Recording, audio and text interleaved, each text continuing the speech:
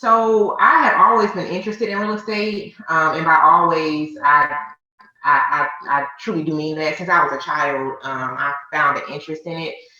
Initially, my plan was to go get my license after graduating from high school, and that way I can buy and sell throughout college. But that didn't happen. I went off to school, and the summer after I graduated, I registered for real estate school. So I went straight to real estate school immediately after college, and um, it's it's been ongoing since then. And I didn't have any family or friends or anyone around me that was into real estate. I knew that my interest was piqued in it as a child, and literally, like I would wake up on Saturday mornings and watch the local real estate listings come across the TV.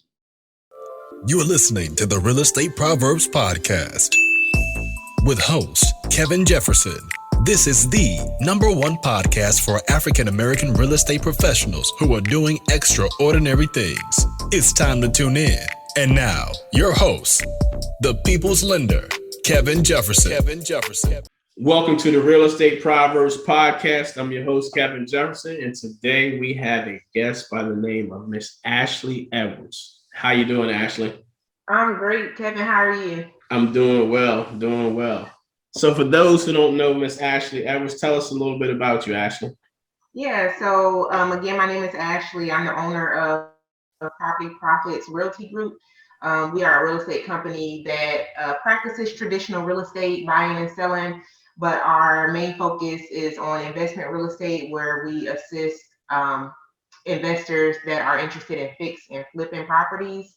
We also broker investment loans, where if there's an investor that's looking for funding to either purchase their property, rehab their property, or both, we can assist with getting the funding necessary for the deal.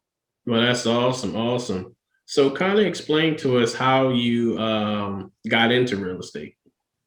So I have always been interested in real estate, and by always, I truly do mean that. Since I was a child, I found an interest in it. Initially, my plan was to go get my license after graduating from high school, and that way I can buy and sell throughout college. But that didn't happen. I went off to school, and the summer after I graduated, I registered for real estate school. So I went straight to real estate school immediately after college, and it's been ongoing since then. Oh, wow. So what year was this? If you don't mind telling.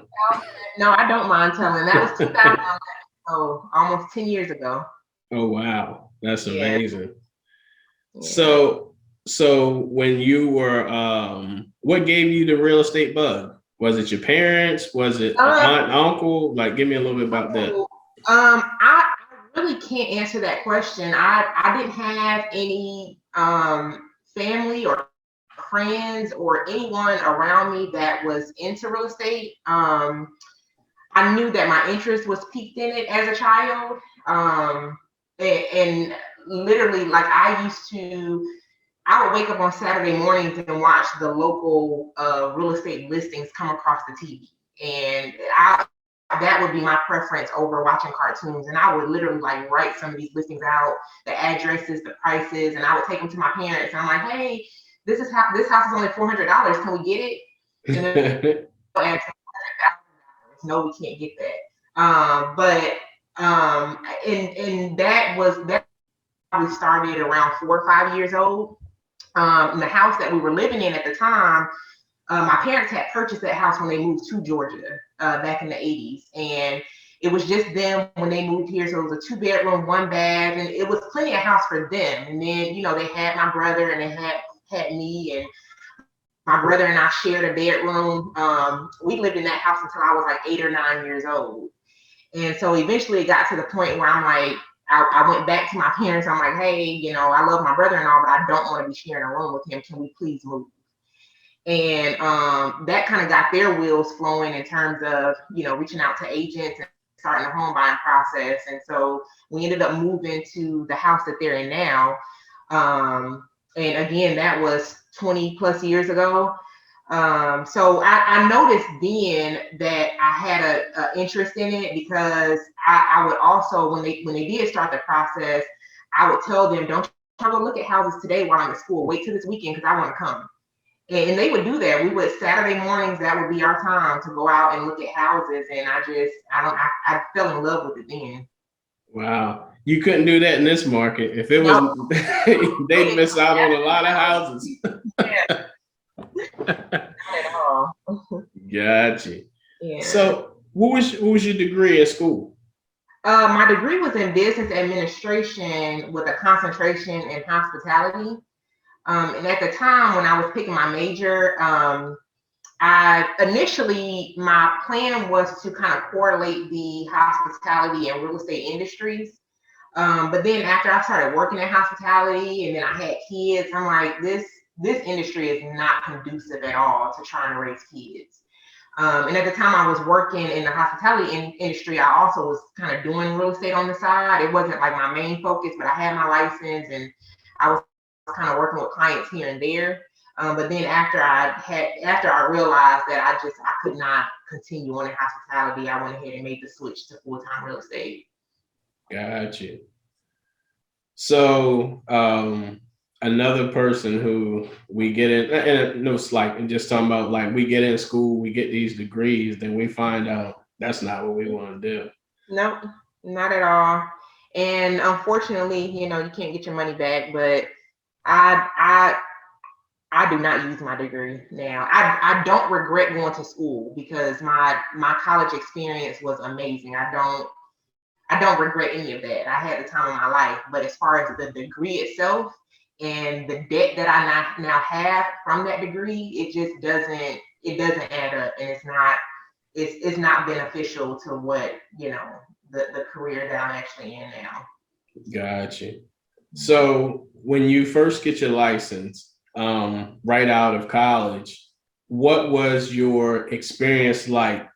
And when I mean that, what you thought the real estate industry was compared to what it ended up being? So when I first got my license, like I said, I didn't have any friends or family or anyone to turn to and ask questions or look to for mentorship or anything. So I was truly just winging it.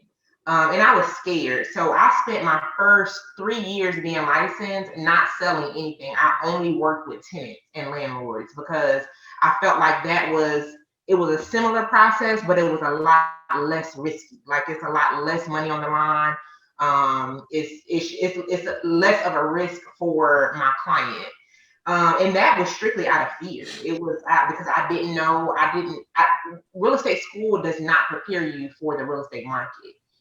What real estate school does is help you obtain a license, and with that you may come out knowing the laws, maybe certain vocabulary which you never really use. It doesn't prepare you for a transaction. It doesn't prepare you for working with clients. It doesn't prepare you for listing and selling homes. That's the kind of stuff you kind of figure out after you're in it. Okay. So you get into I guess essentially as like a leasing agent. Yeah. I was only working with tenants and landlords, and that was, like I said, for 3 years, that was all I did. And really, the only reason I transitioned into working on the buyer side because 3 years in, I was ready to purchase myself. So I was my first client. And so after I went through the process with myself, I'm like, okay, I may be able to get used to this. And so that's what really helped me make the transition into the buying and selling aspect. That's interesting. Yeah. Do you think that you going through the experience as a buyer has helped you help buyers better? Oh, most definitely. Most definitely.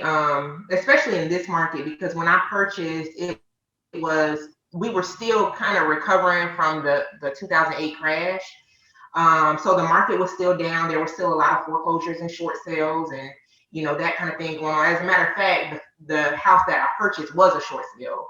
And so I was able to kind of get through that process. And because I was purchasing for myself, I was able to see the buyer side of it, the buyer's agent side of it. I was able to see how closing worked.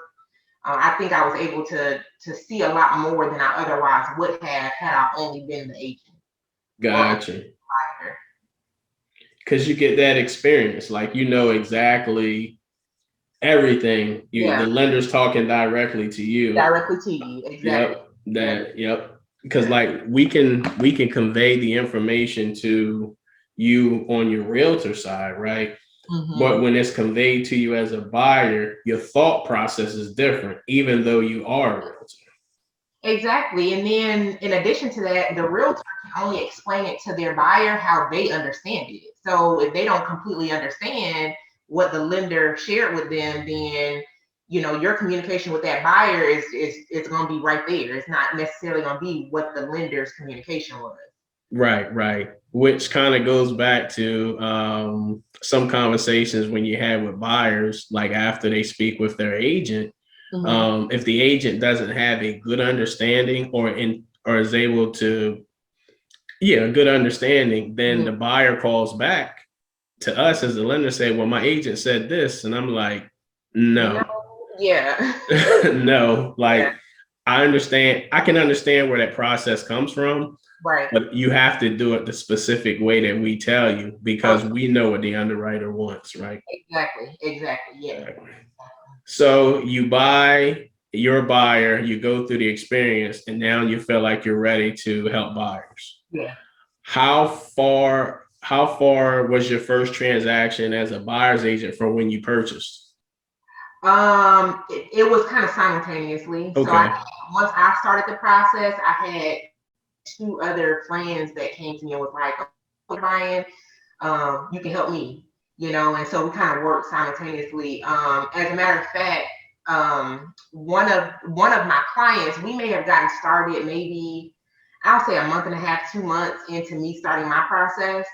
But his transaction was extremely smooth. I mean, we found, it didn't take us long to find a house. It didn't take us long to get under contract, and it didn't take us long to close. It was one of those rare situations where everything kind of went as planned. Whereas my transaction was the complete opposite. It was a short sale. We kept having to extend. We probably extended a total of 6 or 7 times before we actually closed. So I ended up closing on him before I closed on myself. But we were kind of working together at the same time. We were both under contract around the same time. Right. What was that experience like? Was that your first? I guess it was your first short sale, right? Mine was my first short sale, yeah. Right. Gotcha. So that's a totally different experience than what your guy was going through. Well, it was, but I think because I had never purchased before that, and I had never worked with a buyer before, I didn't have anything to compare it to. So my perception was that this is what real estate is. Right. Yeah. So for me, the first home I closed on, well, not the first home, the first contract I received was on a property that had a IRS lien on it. Oh wow! When I first became an agent, and that, while it took a year, nothing else could top it. Meaning anything that you could go through in a transaction happened in that transaction. Yeah. So everything else was, I'm not saying it was super easy, but a week or 2, that's fine. But the land, and when I say a year, it was a whole calendar year. I believe it. Because that, I think in total, my transaction lasted maybe 6 months. Yeah. It was about 6 months. And like I said, we went through like 6 or 7 extensions. As a matter of fact, the day that I actually closed, I just happened to call the attorney's office because I'm like, hey, I'm just calling to get an update to see where we are with things. And they're like, oh, you're scheduled to close this afternoon at 4 o'clock. I'm like, when were y'all gonna tell me this? Yeah. And that's crazy because on the short sales at that time, if you didn't hit that date, it had to go back and be approved through the negotiator. Exactly. Yeah. So I made every arrangement to be there at 4 o'clock. I remember my closing was probably about 50 minutes from home. that day. Wow. At, Cool. at So we 1 o'clock, close. He was there sitting, waiting, ready to close. I sure was. So let's talk about you becoming an investor. At what point did you become an investor? That may have been about 6 years in. I started working with investors about 6 years in. I didn't become an investor to myself till like the following year.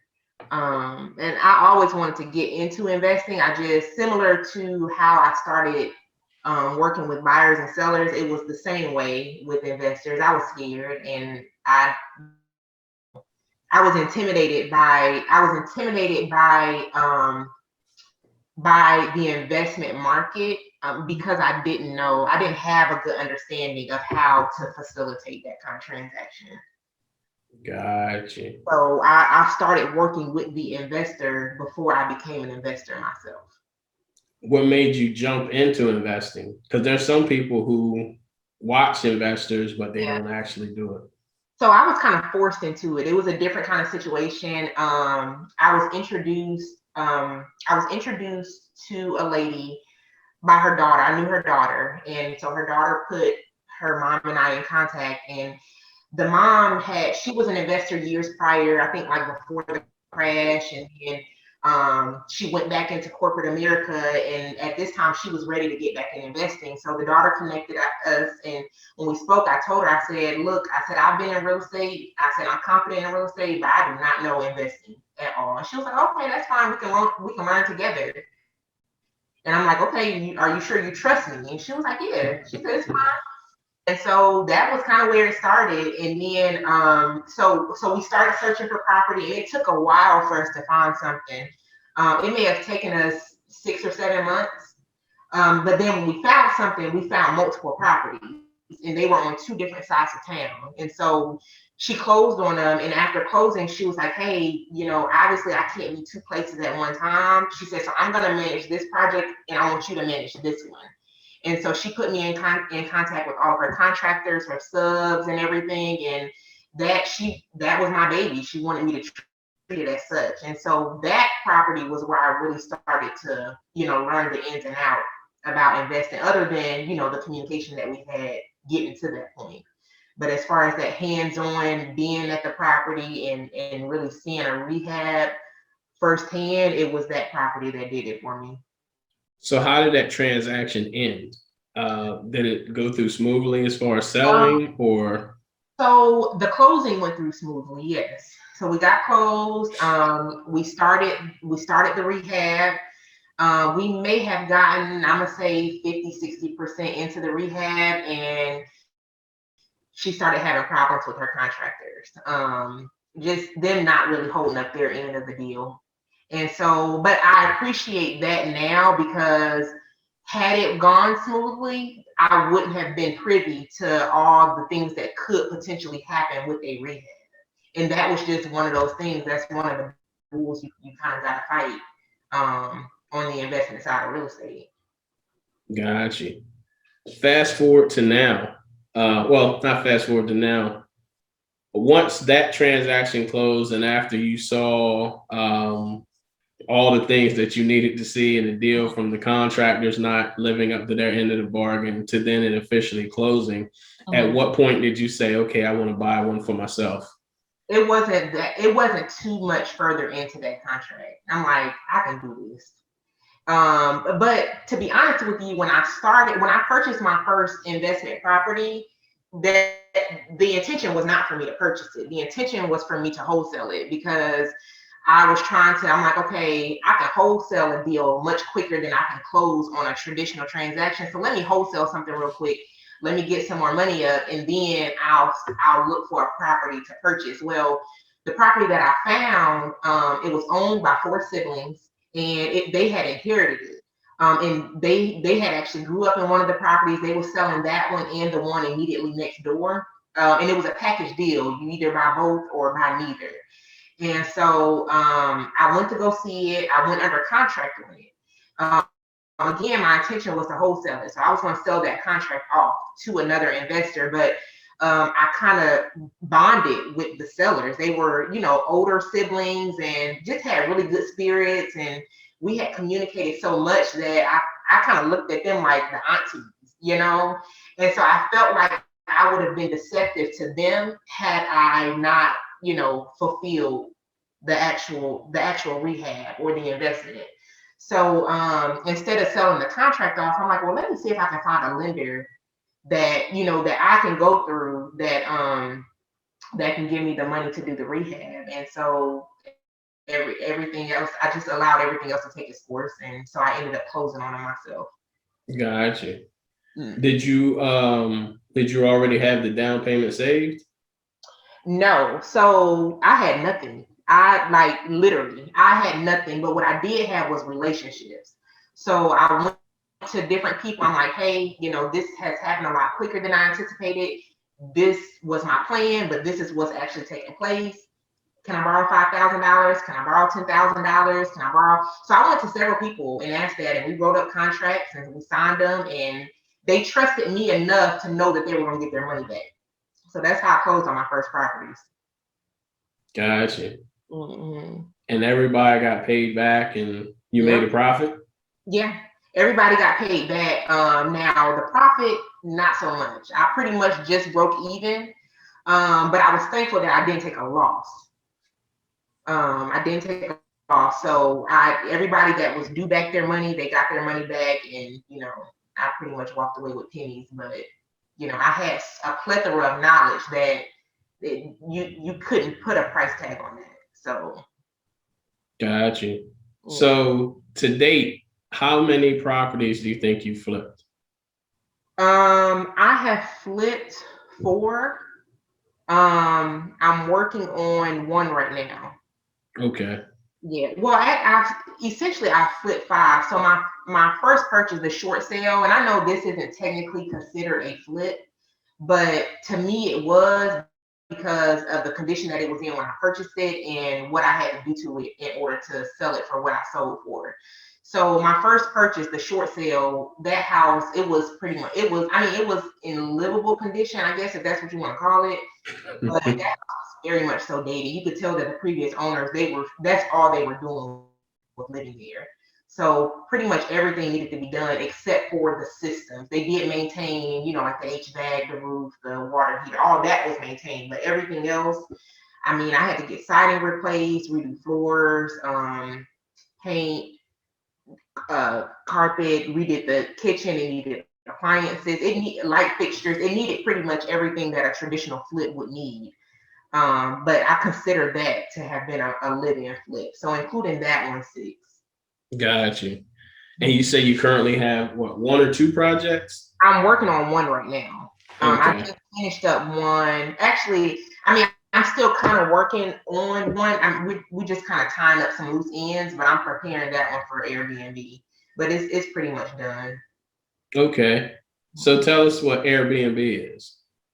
So Airbnb, it's kind of like a short-term rental service where I guess if people are traveling, whether it's for work or pleasure, instead of getting a hotel room, they can rent out either apartments or single-family homes, or sometimes even individual rooms within these units.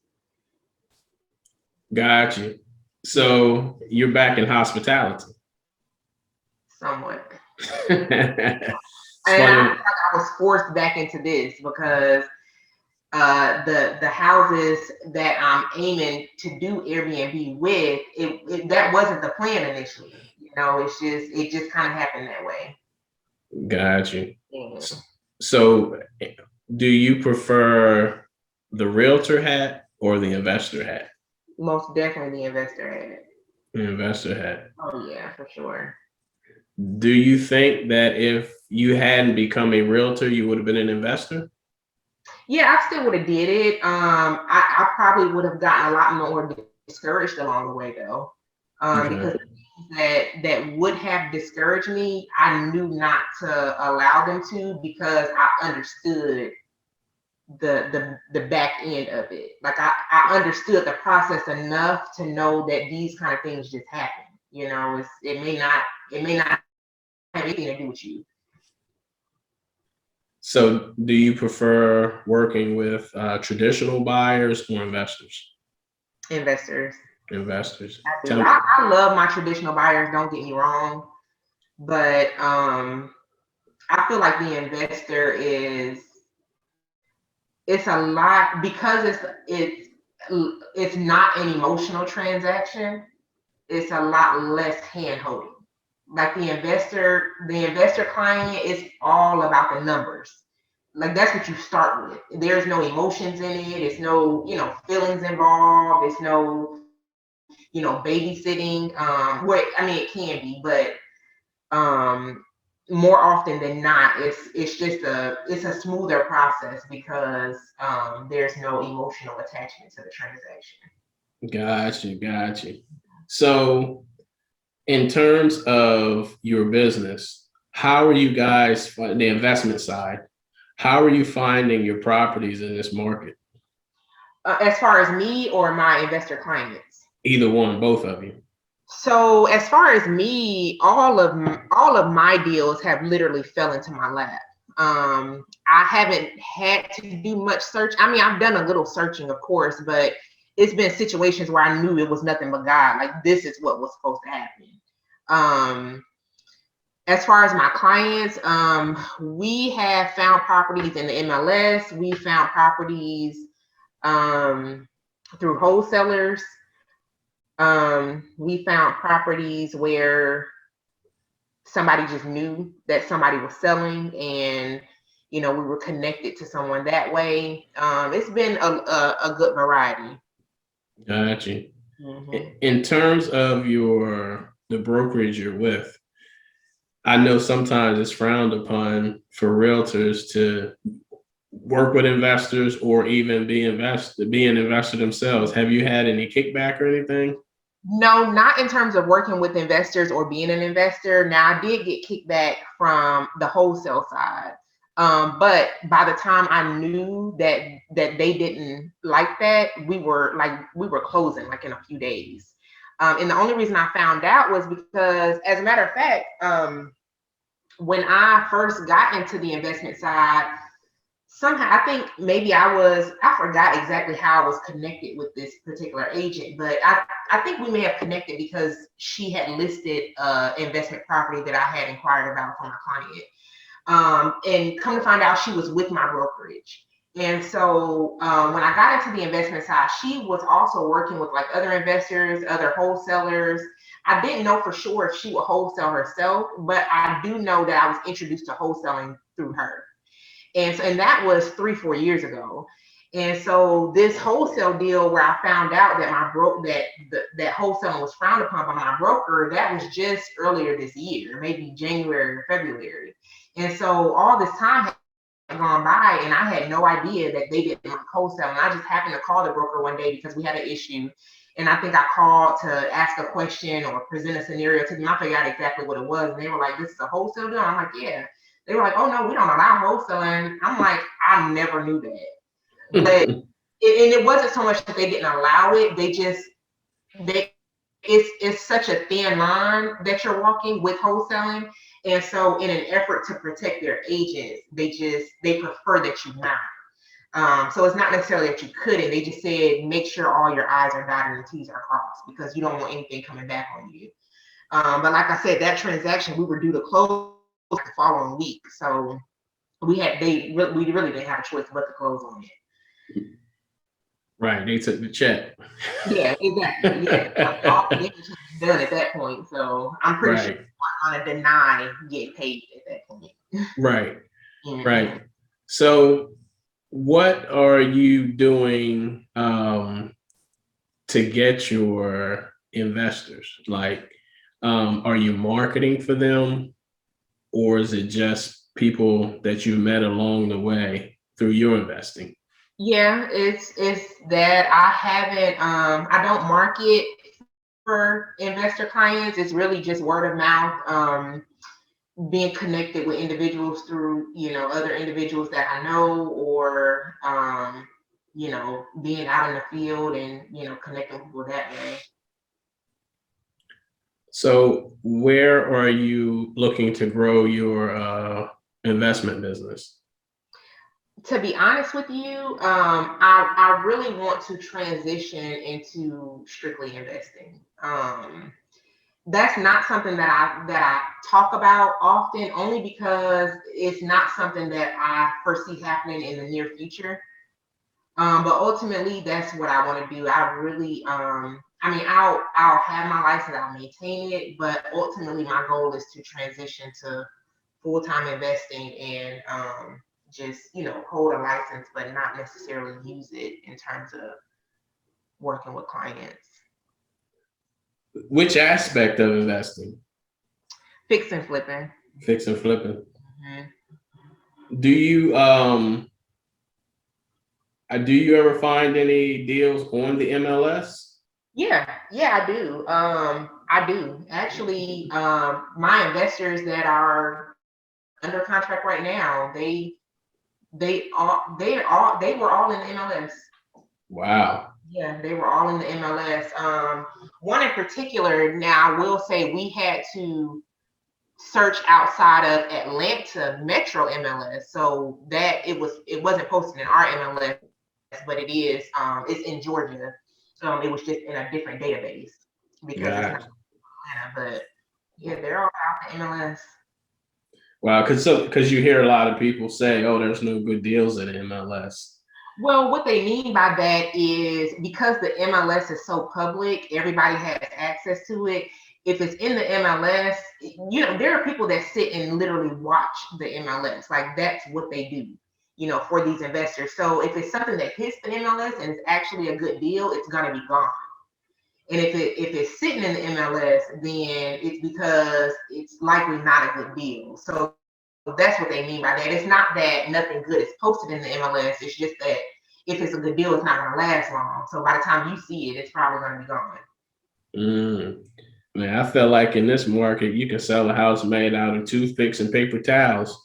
Matter of fact, um, two of my investors right now, um, so we had submitted. This was a wholesale deal. I had found a wholesale deal, and it actually was a good deal.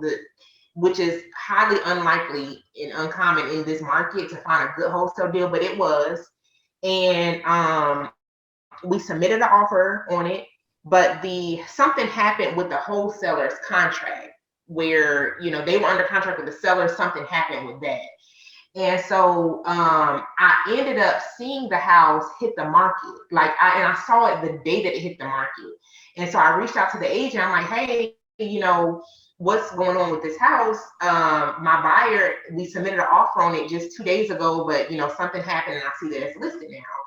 And she said that, the seller is looking for a really quick sale, and they were actually negotiating an offer that day. So we ended up not getting that house, but she had other houses that she was about to list. And so I said, if you can, please do me a favor, send me all your deals before you put them in the MLS. And she did that.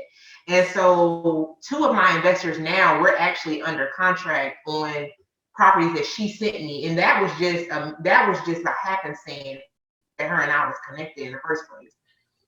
Wow. Yeah. And see that, and it's crazy because I just had a conversation with a realtor actually last night at my event.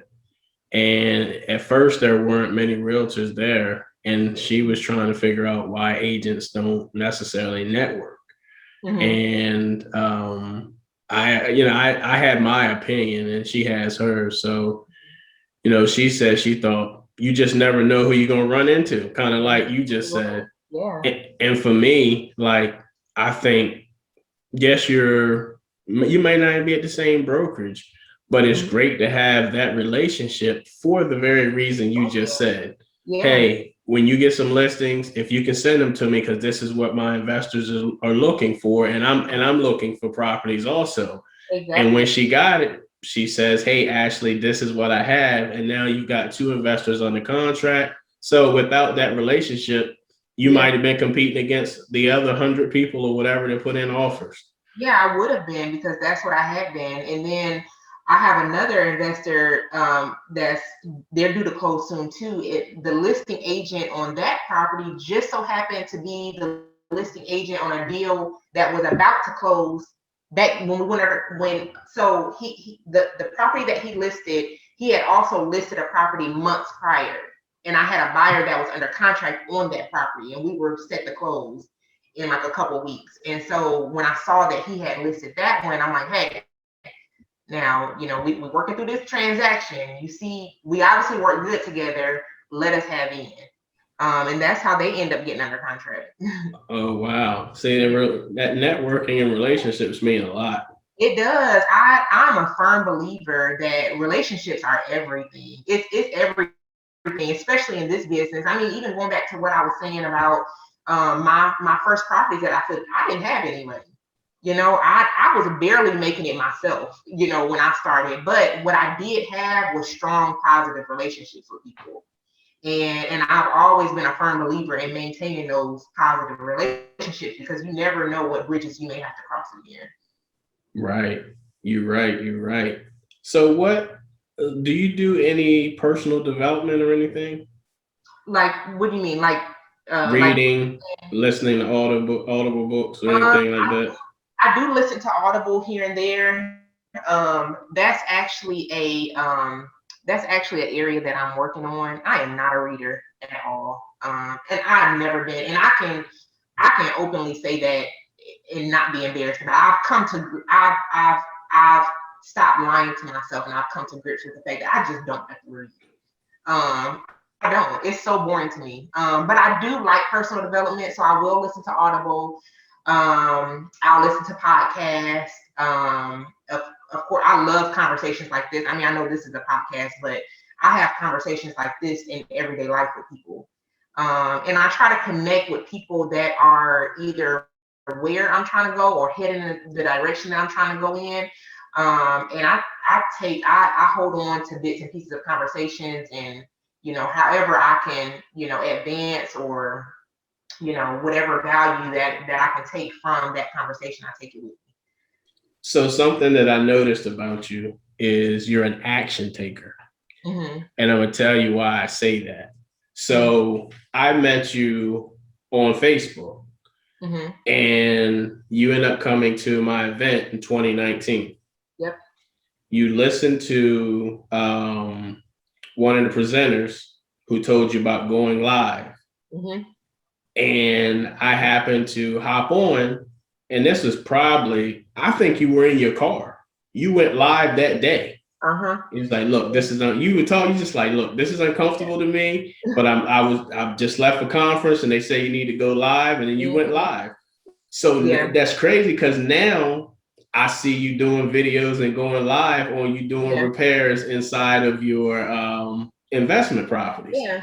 Which makes a big deal, which is the other thing. You're very hands-on in your projects. Yeah. I don't mind getting my hands dirty. And I'll try anything once. So I did do that, with the whole live thing. And every now and then I will, but it's still to this day very uncomfortable. So, but I don't want that discomfort to prohibit me from doing what I know works. And so I will, I'll record videos and, I'll post those, because I'm like, okay, well, maybe that's a happy medium between simply posting a picture and going live, is recording a video and posting it. So I do that a lot more often. But I don't mind getting involved. And like I said, I'll try just about anything once, except crack. I'm not trying that. So what was it that happened that you just made you decide, okay, let me try to do this? Because I think I seen that you working on some tiles or something one time, or flooring. Probably like some concrete. I have worked on tile before, but concrete. I went through and changed doorknobs a couple weeks ago, just because I didn't want to keep waiting on have somebody come and do it for me. So I went through and I changed all the doorknobs. I've hung blinds. I mean, I try not to do anything that's too skilled.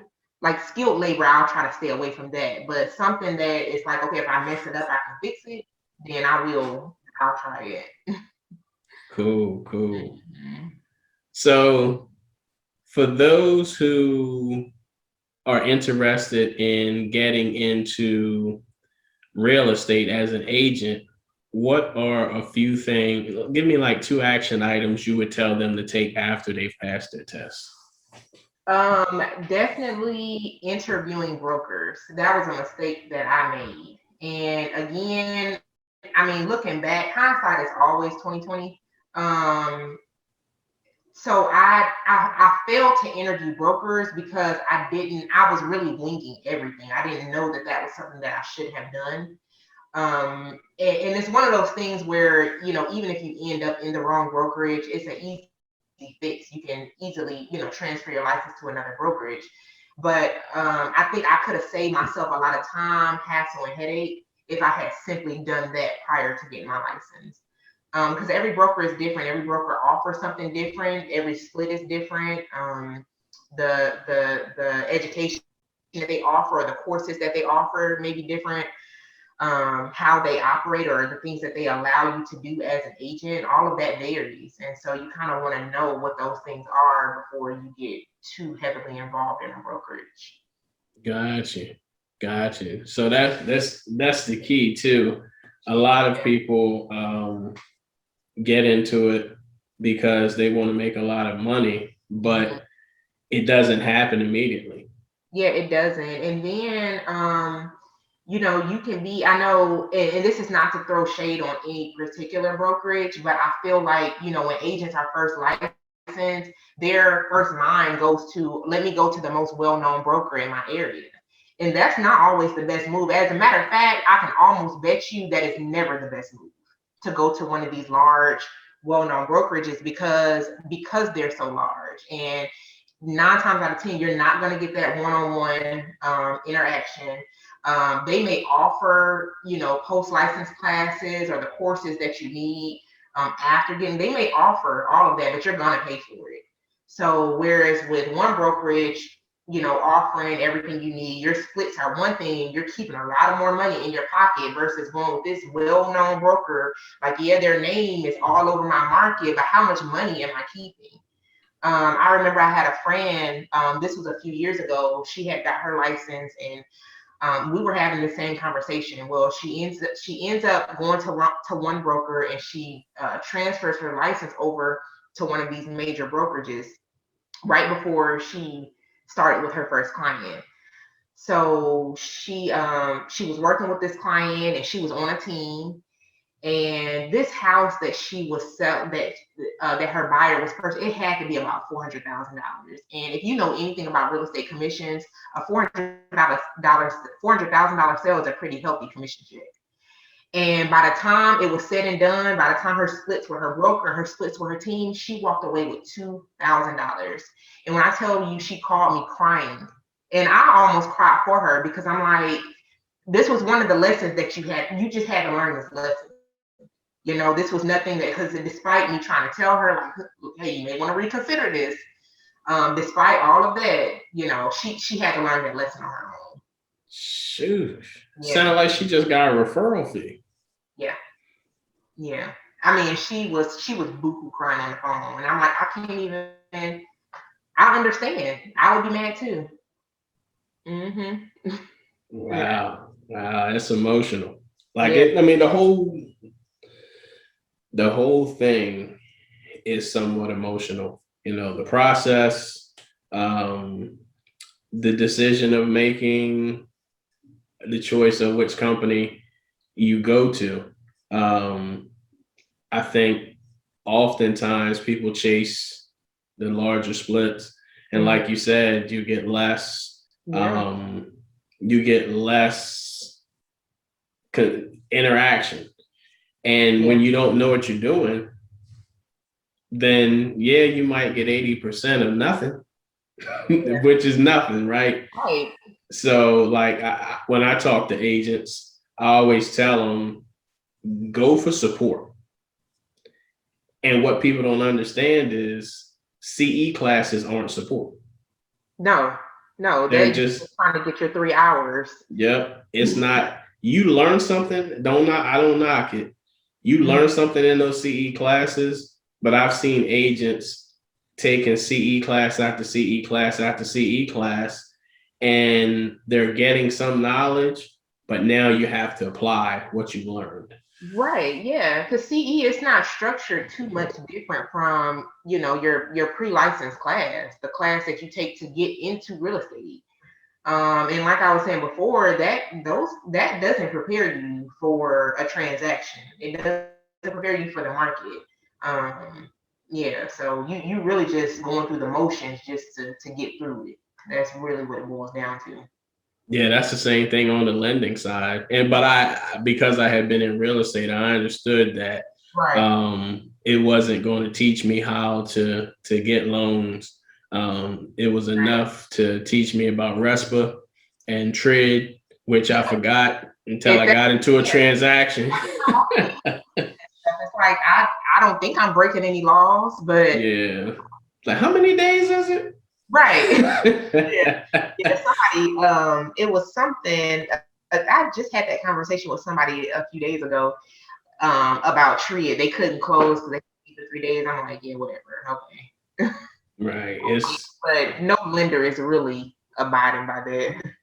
Yeah, it's people, it's counted differently. It's just, Yeah. So I understand why they put those things in play. Yeah. But to be honest with you, the buyer still isn't getting the final numbers until maybe a day or the day of closing because of the way companies, which was what I've always seen.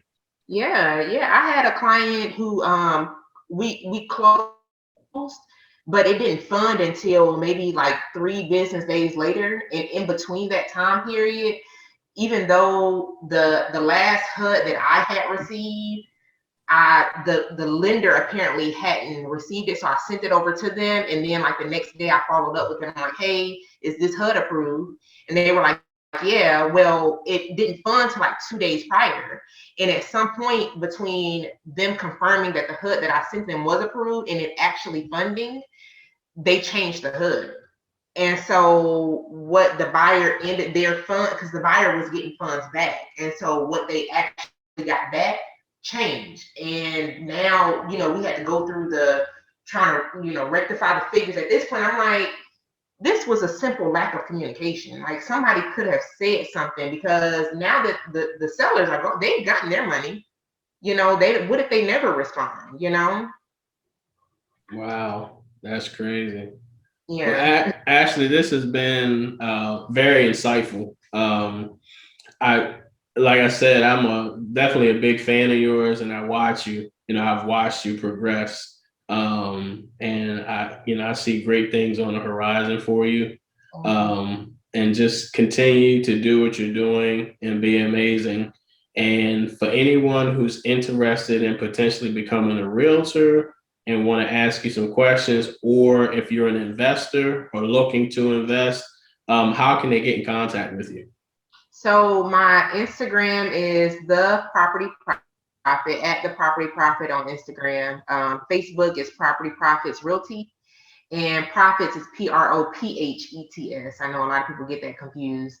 And then I can be reached by email, propertyprofitsrealty@gmail.com, or my cell 404-200-2362. Awesome. Well, Ashley, I thank you for taking time out to talk to us. Welcome back. And I look forward to working with you soon. All right. Well, thank you. Thanks for having me. No problem. All right. Bye-bye. If you like this podcast, please like, subscribe, share, and comment. And I'm your host, Kevin Jefferson. Have a great day.